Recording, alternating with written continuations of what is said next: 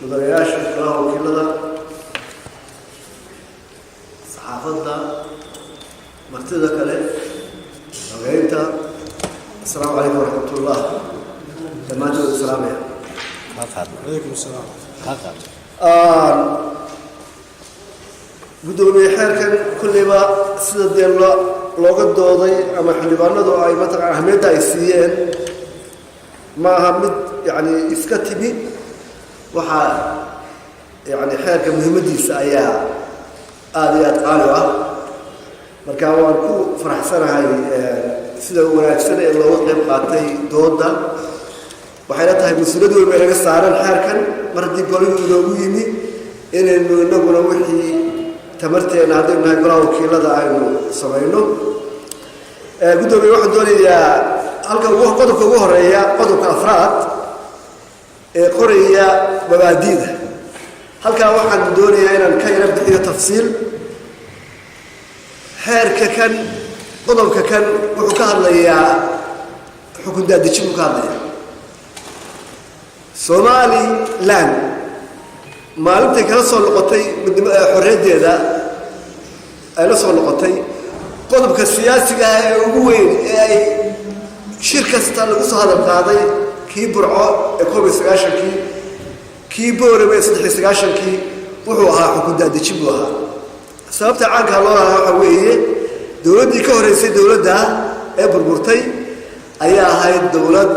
laga daaro caasimadda waddanka intiisa kale waxa la qiimo ku fadhiyay ma jirin ummadoo dhan muqdisho tagtay ummadoo dhan muqdisho u dooran jirtay wixii service haday dhakhtar tahay haday waxbarasho tahay haday passport tahay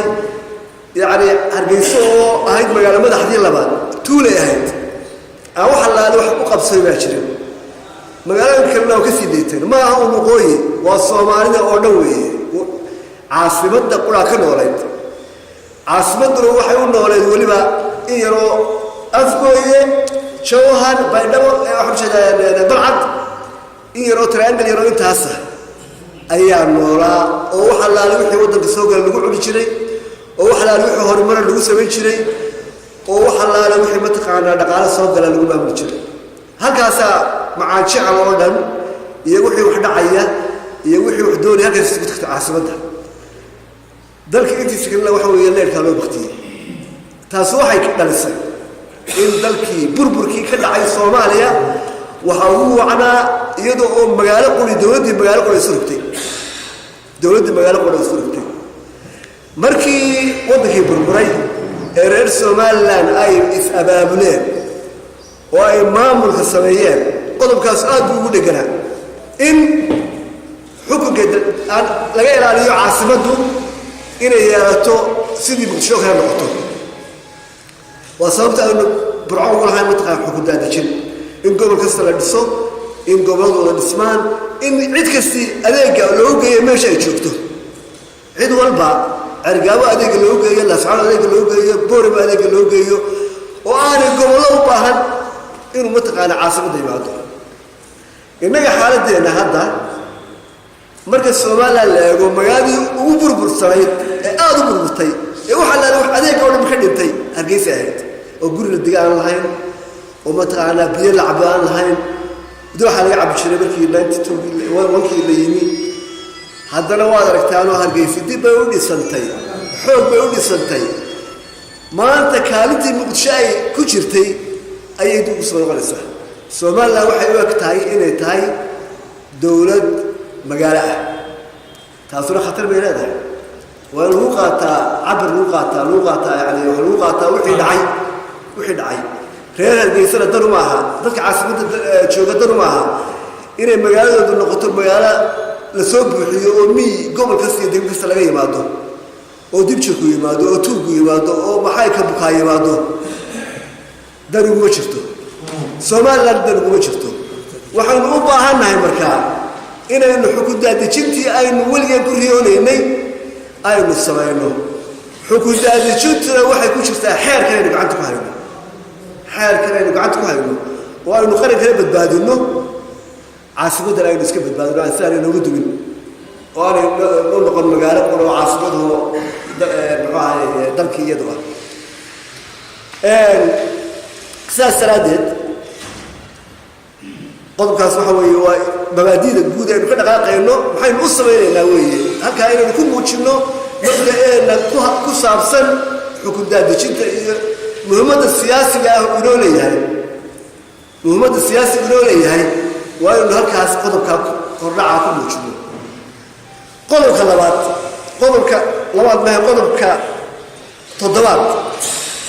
قدر كتضوات وحكار لي wuxuu ka hadlayaa shuruudaha lagu magacaabi karo degmo iyo gobol shuruudaha lagu magacaabi karo gobol iyo degmo waxa lagu qoran shuruudaha waxa la eegayaa baaxadda dhulka waxa la eegayaa dadka la eegayaa waxyaabo caynkaas ah laakiin waa hadal weey waxaas maxay tahay baaxadda dhulka maxay leedahay marka la leeyahay baaxadda dhulka la eegayaa micnaheedu waa maxay inaan mufassirnaa loo baahan yahay marka leeyahay marka gobol la sameeyaa ma degmo baaxadda dhulka leeyahay dadka leeyahay maxay tahay dadka la tirin maayo laakiin waxa leeyahay example waxa soo qaaday gobolka Sanaag baa example soo qaaday gobolka Sanaag Somaliland boqolkiiba 40 weeye boqolkiiba 40 almost half maxaa ka jira maxaa degmooyin iyo gobol ka jira meeshaas gobolka Sanaag waxaad haysataa argabo oo degmo ah badal iyo ceelaf weyn oo biyo ah laas qoray garada oo siya shanta degmo ayaa jira intee bay isu jiraan degmooyinkaas badal iyo argabo waxay isu jiraan 162 kilomitir badal iyo argabo 162 kilomitir isu jiraan service ka badal ay qaban kartaa intee gaarsiin kartaa maxay badal haystaa ceelaf weyn oo dhinaca kale ah argabo waxay isu jiraan 100 kilomitir isu jiraan garada waa siya oo gobolka Argaba degmada Argaba ka sira 158 kilomitir bay u jirtaa Argaba 158 marka dhismihii maamul uu caynka yahay dadka dhulka degan service-ka ay heli karaan ama ha noqoto caafimaad ha noqoto ama ha noqoto muxuu ahaayay nabadgelyo ha noqoto markay waxbarasho ha noqoto markay degmo ilaa degmo ay isu jiraan 100 iyo mataqaanaa iyo 8 kilomitir maxay awoodi kartaa oo maxay tooyeen la bixin karaa example ka marba dhigaya xagga galbeedka Hargeysa iyo Boorame waxay isu jiraan oo ay Hargeysa waa Boorame waxay isu jiraan 160 kilomitir 160 kilomitir wala degmo ah gabadho ka sokaysa iyo Hargeysa gabadho yar ayaa la leeyahay weeye iyo Hargeysa waxay isu jiraan 8 kilomitir wala laba waxa sharaxaya waxba eedayn maayo gudoomiye cid eedayn maayo xeer وقال وحكاها يا gudoomiye baaxadda ka hadlaya baaxadda هذا gudoomiye baaxad ka hadlo laakiin aan baaxadda cadayn baaxadda ka hadlaya waxa weeye war badal iyo Argabo waxay isu jiraan 156 gudoomiye sababta aan u sheegayaa waxa weeye in xildhibaanadu dareemaan baaxadda laga hadlayaa baaxadda dhulka laga hadlayaa inaan baaxad u noqonin ay noqoto waxa weeye berbere iyo ma Boorame garbi ka hadmaayo berbere Hargeysa waxay isu jiraan oo ilaa berbere Hargeysa waxay isu jiraan 100 kilomitir Hargeysa berbere 180 kilomitir oo Hargeysa wala degmo weeye berbere iyo Burco waxay isu jiraan 160 kilomitir isu jiraan wala degmo iyaguna weeye hadda day marka halkaa waxaan uga soo socdaa marka la doonayo guddoomiye ergaabo iyo ascaad waxay isu jiraan 260 kilomitir isu jiraan ergaabo iyo ascaad 260 kilomitir isu jiraan tawadulune burco iyo burco iyo ascaad waxay isu jiraan mabaxada dhulku ka hadlayso 250 kilomitir isu jiraan marka guddoomiye arrimaha gudaha ka joojida guddoomiye arrimaha gudaha ayaad dhaxgalayo waa dhulun dad ma joogaan marka guddoomiye waa anigu wada amsaasaniga fadhiyo guddoomiye marka aynu haddaba ka hadlayno baaxadda markaynu samaynayno illa waxaa ku qoran mataqaanaa sidee loo samayn karaa gobollo iyo degmooyin loo samayn karayaa ayaa meesha qodobkaas wuxuu ujeedaa shuruudaha loo baahan yahay in lagu sameeyo degmo iyo gobol marka dhulka waxaa loo baahan yahay inay xukuumadda iyo ciddii ka mas-uuli ay samayso sarfey eegto dhulka dee degmooyinkiisu aada u kala fog yihiin oo aan serviceka la gaadhsiinayn haddii la rabo in la gobol la sameeyo intay isu jiraan gobolka sanaag caasimadda sanaag iyo caasimadda sool arigaabo iyo burco intay isu jiraan waxay isu jiraan 400 kilomitir isu jiraan marka laamiga wadada cusub la marayo 375 kilomitir isu jiraan ya aad u kala fogyihiin laba degmo ah waxa u dhaxeeya degmooyin DIC iyo waxa la xeerkiisa ay qaban karaan aan jirin baa u dhaxeeya garad baa u dhaxayso mataqaanaa dhexdhexaadka waa labada waxaan doonayaa arrinta waxa weeye marka aynu doonayno inaynu gobolo samayno iyo degmooyin samayno waa inaynu eegno dhulka u baahan in service la geeyo dhulka ay kala fog yihiin haddii aan isku mashquuliyo laba degmo eegahoo midkiiba gaadhi karto labadiiba saa isu dhexgeli karaan iyo degmo C ama D waxba haysanin service la bixin karaynin marka waxaynu u baahan nahay waa inaynu xukuumaddu waa inay samayso shax muujinaysa maamulada gobol iyo degmo iyo adeegyada ay bixiyaan xukuumaddu waa inay eegto shax ay samayso waa inay muujiso deegaanada ay ku sugan yihiin dadka iyo xoolaha ee adeegyada jira ka fog yihiin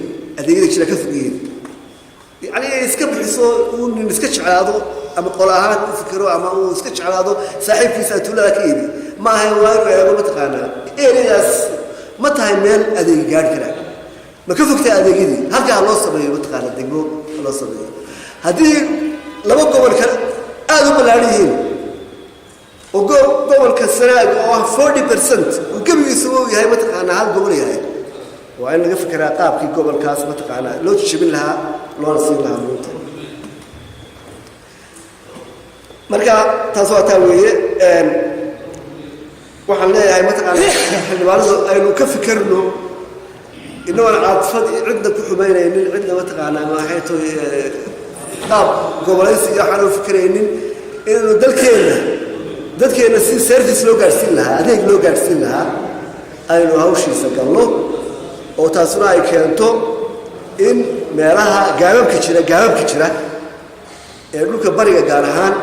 ee dhulka kala fog yahay ee service ka fog yahay wax caadi ka ah mataqaanaa bariga caadi ka ah qof dumarahoo foolatay oo aan meel inta lagu soo wadama burco ama hargeysa ay fool hawlowdo baa ku mida mataqaanaa oo aan meelihii lagu joojin lahaa serviceka gabadha wax loogu qaban lahaa aanay jirin umul-aroorkaas aad ugu badan gobolada bariga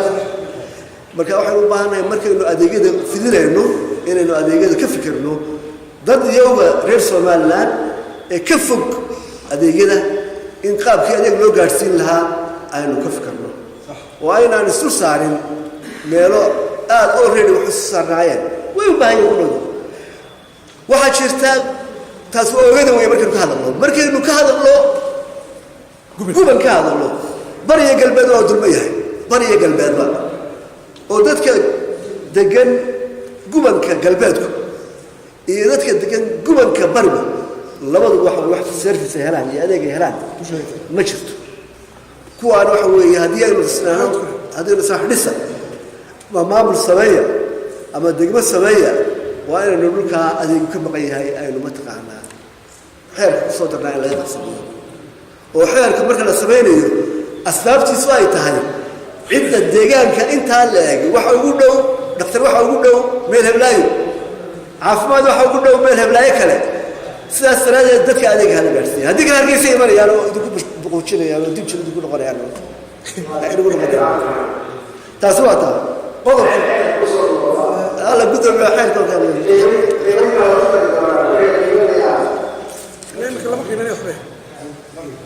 ما هو لا لو كان داير يعني اسمه ذلو كان داير والله هذا يبين قدرك تدوات قدرك تدوات وحلا أرتا قدرك تدوات قدرك تدوات ذيك أرتا بالحقيقة يعني الحال كان xeerka xukuumadda soo jeedisay iyo xeerka guddigu soo jeediyey guddigu xoogaa aad shaqo fiican bay qabatay laakiin way ku talax tageen wax aad iyo aad fara badan bay taataabteen muunta taasoo dee ka dhigaysa xeerka inuu xeerka leeyahay muunta ayna adag tahay xildhibaanadii inay mataqaanaa isla jaan qaadaan waxyaaba badan oo positive aan ku arkay ay soo kordhiyeen laakiin haddana in xeerkii aanu mataqaanaa si fudud looga shaqayn kara ayaa ka mid ah مثلا xeerkii xukuumadda waxa ku qoran gobolada iyo degmooyinka ay soo jeediyeen waa 24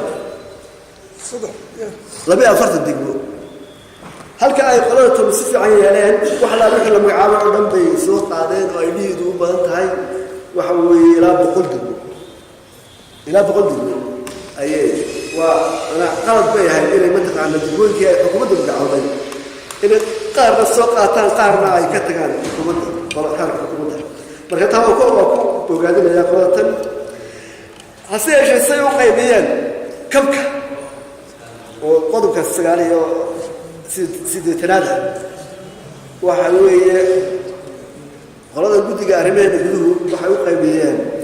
تدور دقمة أيدا تدور دقمة أيدا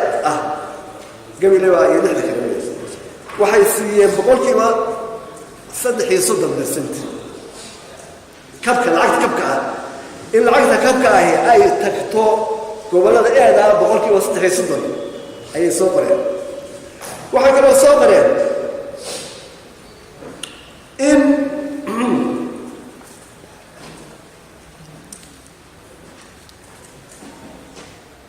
shanta degmada bida shanta degmo bida wada go'do weeye la siiyo boqolkiiba 10 waxa kale oo soo qoreen 12 degmo sida macnaha waxa soo qoreen 7 degmo ee 5 degmo biya 12 degmo sida iyo 7 degmo biya ay soo qoreen guddideena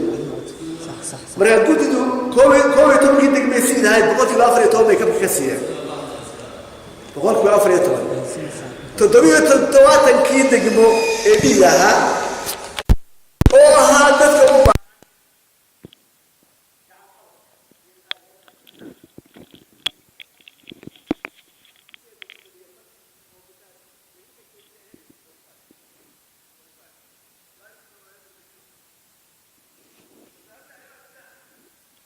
الثاني اللي ومش هو ما مشاهد بقول لك أصلا بكم كثير halka waxa soo jeedinayaan uu gudoomiye waxa soo jeedinayaan aniga oo tixraacaya baahida in kabka meelaha baahidu ka jirta adeegyadu gaadhin la siiyo dalkeena baahida karayno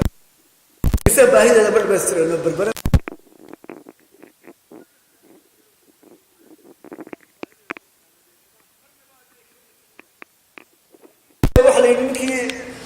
فلان أنت تاجدين وإحنا نتابع على جافة شيايو تاجد أنا جافة شيايو مركان إنه ما دام أي شلان قولوا أما ديجامو أي دبر كي أمراروريان وحيابي من هذا من أساس بها ما تقرن إلا بقولاتنا وحيابي هو مرات أساس بها وحرشنا هاي عفمات كان أنا ما كتشين بها وقف كامي يجي يفتك joogaa maanta hadduu ilmo yardoono inuu mataqaanaa wax marto inuu keeno halkiisa ay tahay oo ima kaleeno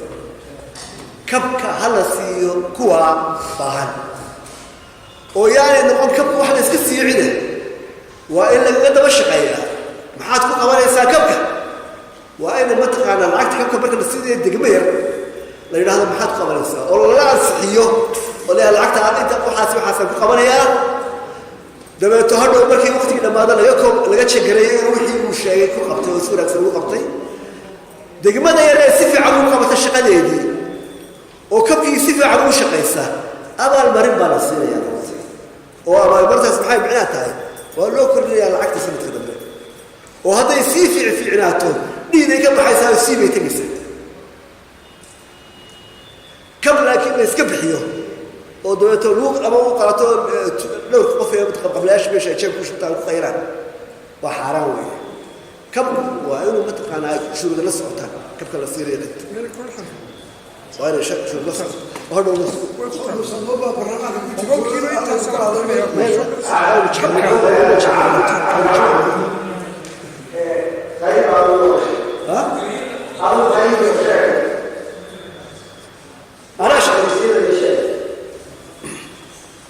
boqolkii halka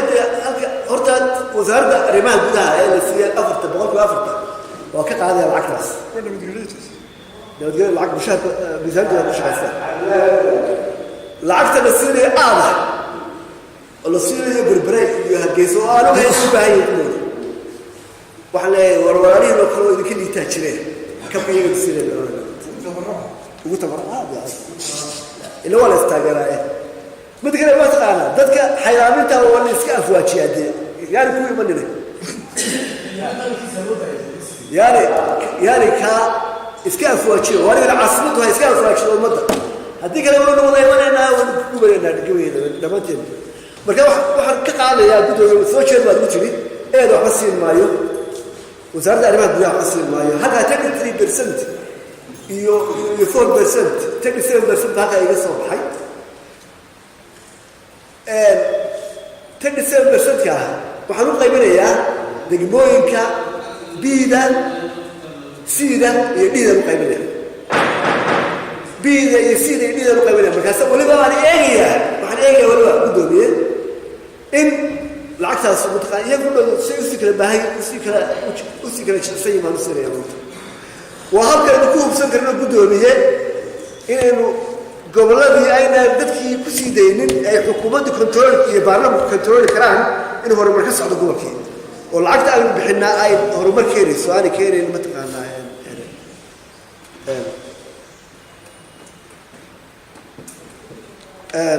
marka mabaadida guud baan gudoomiye aan xildhibaanada rabaan ku baraarujin lahaa inaynu xeerkeena ku darno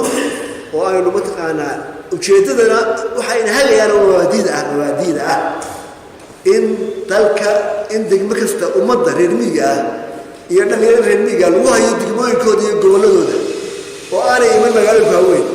oo aanay dibsha noqon oo aanay noqonin fusuq iloola imanin halkaa lagu hayo baahiyadooda waxaan ku darayaa qodobkaas weeye qodobo yaroo kale oo mataqaana iska basiidana waan halkan ka sheegaya gudoomiye allahumma salli calaa maxamed